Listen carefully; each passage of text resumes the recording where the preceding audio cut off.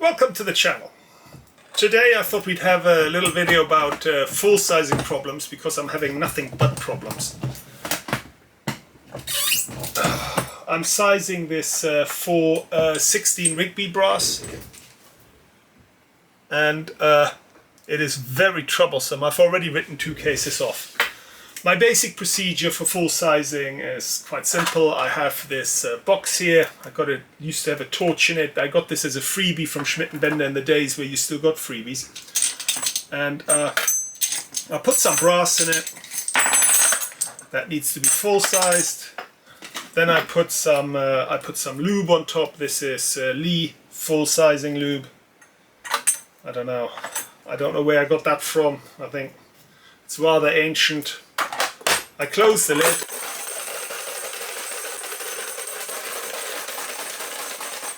and I give it a shake. And the bottom of this box has sort of foam in it, and that distributes the resizing lube all over the case. And at that stage I just run them through a full sizing die. Now I will add a little bit extra lube on the tin of the case that I can use to put on areas of the case that need it. So if you look at it, the neck, for example, is a little dry. So I will add a tiny bit of lube to the top of the neck and just make sure that is lubed up, put it inside the full sizing die. And that is our sized case. And that went great. Some of them are less cooperative. See, that one, for example, didn't quite want to go.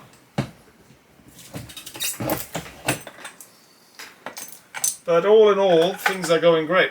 Now, 2 types of problems are common when you're full sizing. The first, and they're both lube related. The first one is, of course, that you're using too much lube. And too much lube means that there's a little hole in the die here, and basically the excess lube will squirt out of it.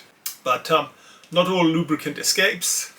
And so you're getting cases which develop divots. Now this one here is an extreme example, but you can see that the size of the case have been pushed in. This was the very first case I tried lubricating, and it kept sticking. No matter how much lube I added, it kept sticking, and suddenly it all squirted out and I got a dent. And this case is effectively a write-off. And over here, this is probably also a little dent. It's not as bad, but there it is, and it's annoying. Now, if you were to shoot this brass with a gentle load, if it's a precious case, you can get these things out. It'll always represent a certain level of weakness, but it can be done and you can reuse it. You know, if this is a rare obsolete caliber round, I'd have no compunction at all of shooting that with a light load. The second problem you might have is that you have too little lube. And too little lube, well, that's a whole different kettle of fish. Let me show you what that looks like.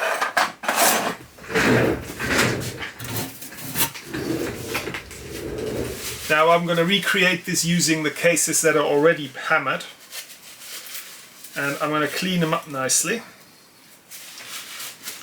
and then we're going to see whether we get these boys stuck.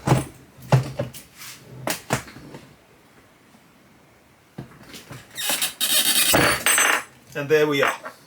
So there's our shell holder, there's our case, and we can see that the rim has effectively come off. I'm going to try catching it again. I'm going to see whether I can get it one more time in a place which still has rim, which is probably there. We can kind of have a second attempt at it. Right, so we're on our case is inside, and our case is regrettably unlubed. Let's see if we can get it out. And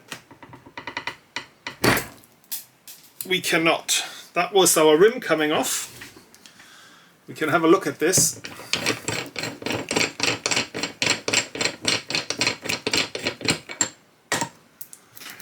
And I don't think we're going to get anything to grab the bottom of that.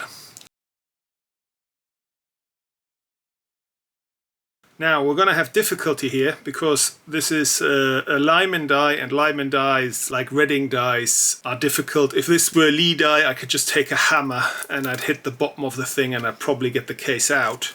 But here we have to be a little bit more creative. So I'll screw it back in and we'll have a think.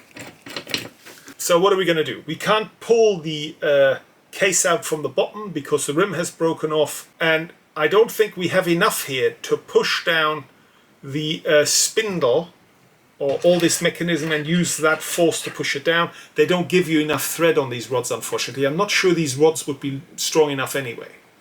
I have written one off trying it, so I'm not going to have another go with that. So my approach is much simpler. I'm going to take this die out, I'm going to turn it around, and I'm going to drill a hole into the brass, and then I'm going to thread that, and I'm going to use a bolt to pull it out. So first step then is to get this rod out of the way, because I don't want to ruin that, and then we're going to have to turn this die around.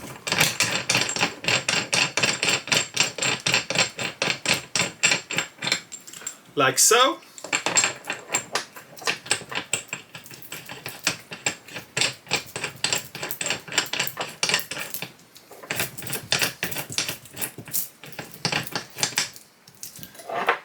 We'll screw it in, and I'm going to see whether I can tighten it in a little bit, and then we're going to drop this down. Right, so now our mandrel, our central decapper and stuff is hanging down.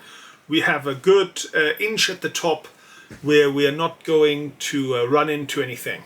Now the next thing I'm going to do, I'm going to drill a hole in that, and I'm going to use an end mill to do that, because there's no possibility of going too deep and touching the expander button that is on the central rod, because if we touch that, we're going to write it off.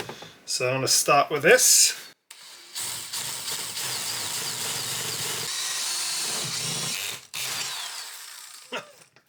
Great. Our die unwound itself a little bit, but that's all right. We're going to put it back. I'm going to tighten it back in place. I'm just going to clean this up a little bit. Okay, so far so good. So here then is our M6 threading die. I'm going to put you there.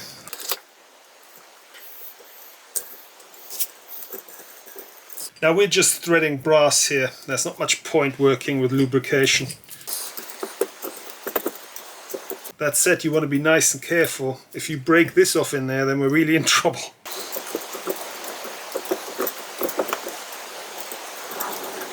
Right, and I think we're through. So out comes the threader. Like so. And that has basically threaded the rear of this case. I have this 1-inch socket. I'm just going to put that on top. And I have this washer. I always use that. That's why it's this shape. We'll put that on top. And I have a nice long rod here that's got a hex at the top. That's nice, I can pull it out. And I've put an extra wide sort of nut on it.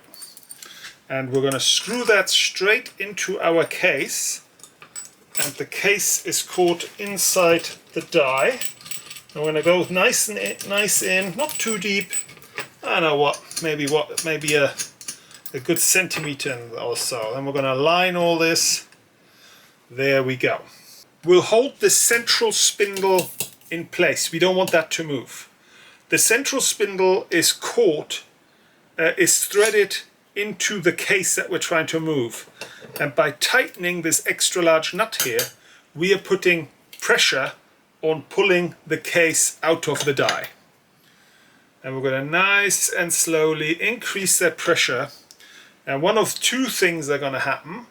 Either the thread that we have put in the die is going to give, or the case is slowly backing out of the die. I'm actually putting quite a lot of pressure on this, you know. This one's really stuck.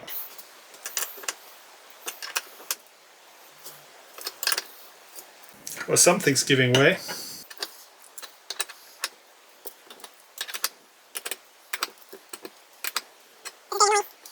I'm going to use the ratchet.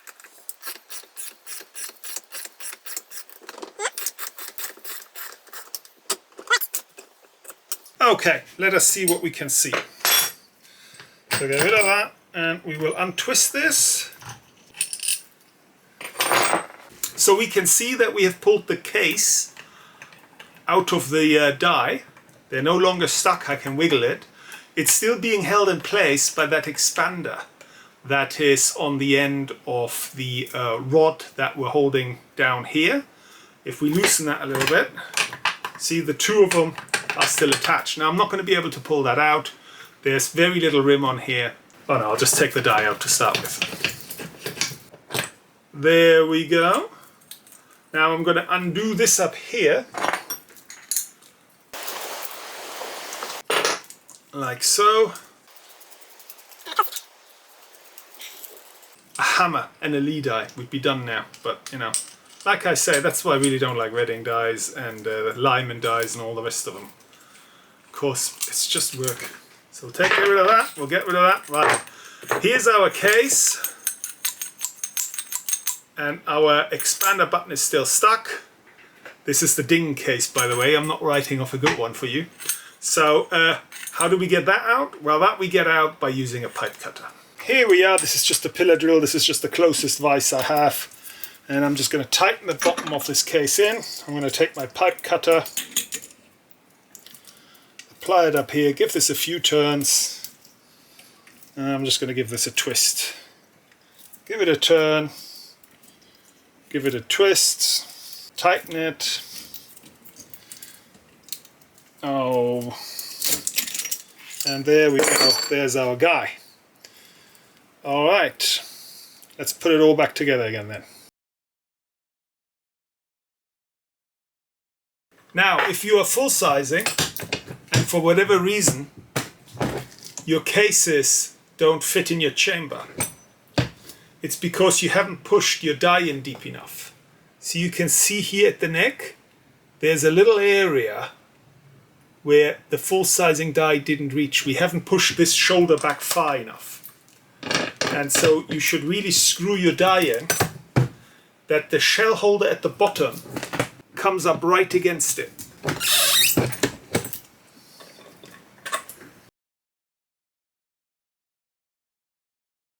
If you over tighten your die and your handle kind of flops somewhere in space as you push down, you can crack your press.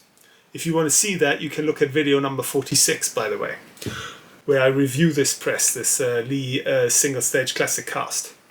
But you should have just enough play in the handle that it'll bottom out on a hard stop against the press, but enough that you can put plenty of pressure on the die. It's been about a day. We have re-washed all the brass and we've dried it as well, and they've come back. They're nice and clean and shiny. Here they all are. I think they've come out very well. I'm quite pleased with it. And I'm heading them up, and I want to discuss with you, while we're on the subject of cleanliness, about scratching your dies and what that looks like. Now, a scratch die is basically when you have a grain of sand or a little bit of metal shaving that gets stuck to a case as you insert it into your full sizing die. And what will happen is the inside of the die will develop a little nick, and that little nick is going to scratch every case that enters it thereafter. And it basically will look like a number of striations. I have tried simulating it here with a knife. This die is not scratched, but they're just a number of cuts in the brass that go straight down. Scratches is probably a better word. And there's really not much you can do about it. I've gone at it with sandpaper and the high grits. I've gone at it with polishes, all the way up to automotive polishes. And I can get the scratch out. But somehow, after 10, 20 cases of full sizing, it comes back, it re-establishes itself. And so at the moment, I really haven't got a solution for you. The only thing I can advocate is that you're very carefully about only inserting clean cases into your full sizing die. And that means that you should clean your brass before it comes near your full sizing die. And if during reloading you drop a case and you pick that case up, don't just stick it into your full sizing die. Run a cloth over it first, make sure it's clean. And I think that's all to say on the subject of full sizing and common problems that we have. Now the finished result for us for this full sizing exercise are the finished rounds here. These are the 416 Rigby. I think they've come up quite nice. I think the head suits well. I think we could have done perhaps with a slightly larger head, but I think they're very nice. I think they'll do well. So that's it from us for today. I hope you found this video interesting, and we will see you next time. Bye bye.